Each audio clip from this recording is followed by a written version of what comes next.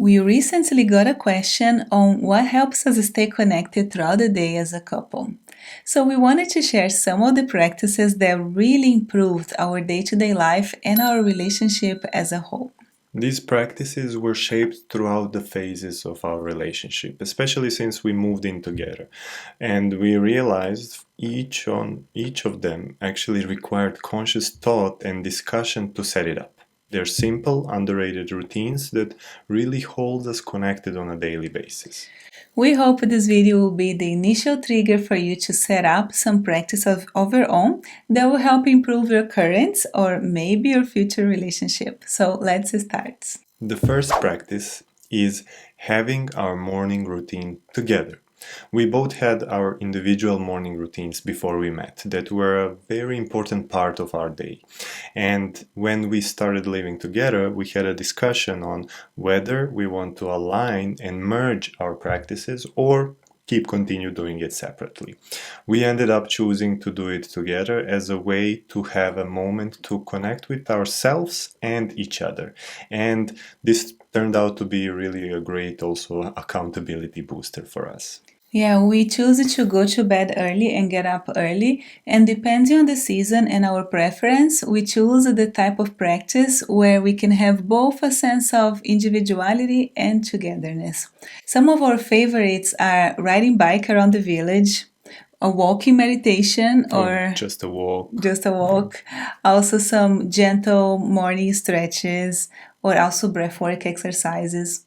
Starting the day feeling centered and positive sets a great tone for our communication and overall connection throughout the day. Next one is about learning and growing together. We decided that we always want to learn something new together, no matter how small it is. We might enroll in an online course, watch a documentary, listen to a podcast or audiobook together. Afterwards, and this is the key point, actually, we come back where we share our thoughts and what we learned in a way to integrate the experience. This keeps us from getting stuck in a routine and always brings some new topics for fresh conversations. We also love cooking together and making this simple everyday practice an opportunity for connection. Because of our different working schedules, initially we started splitting up the meal prep based on the restriction we had with time. But soon we realized that this is more than just making foods. It is really about dividing the tasks, also making constant small decisions together, Creating and something together. yes, and also enjoying the results of our teamwork. The foods we eat really shapes who we are, and we see it as a perfect opportunity to create something together and also be there for each other.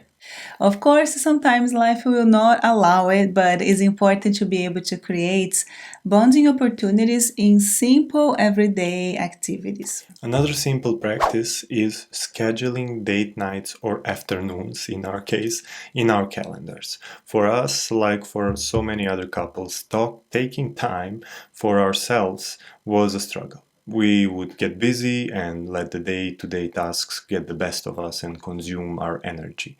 We didn't want this to keep happening, so we literally synced our calendars and scheduled this quality time for date nights, deep conversations, planning our future, etc.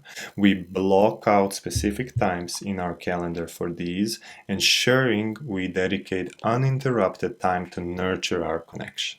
Another one of our practices is to always make sure that we have regular conversations to talk about how we are feeling in our relationship, our sex life, and our future goals. These are very important for us to have at least on a monthly basis. We don't just assume everything is perfect. We actively check in to keep the connection strong and our visions also aligned. These conversations can be about anything from our long term goals and dreams to our hopes for the future of our relationship. We are actually working on creating a guide for these conversations based on our experiences. So let us know in a comment if this is something that you would be interested in. We never go to bed angry with each other.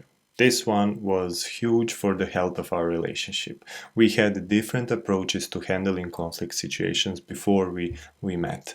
I needed to talk things through immediately, while Mayara preferred to make a break and come back to it at a later point. It was such an important realization that we needed to define what is our preferred option to handling complex situations and come up with an agreement that once things start to heat up, one of us call a timeout and suggests a break, proposing exact timing when we will come back together. We agree on a cool off period, never more than few hours, and make sure that we always come back to talk things through. During the break, we self-soothe to emotionally regulate and also ask ourselves to see the situation from the other person's perspective. All of these, oftentimes underrated practices, really help us to remain connected and in alignment in our relationship. So now is your turn.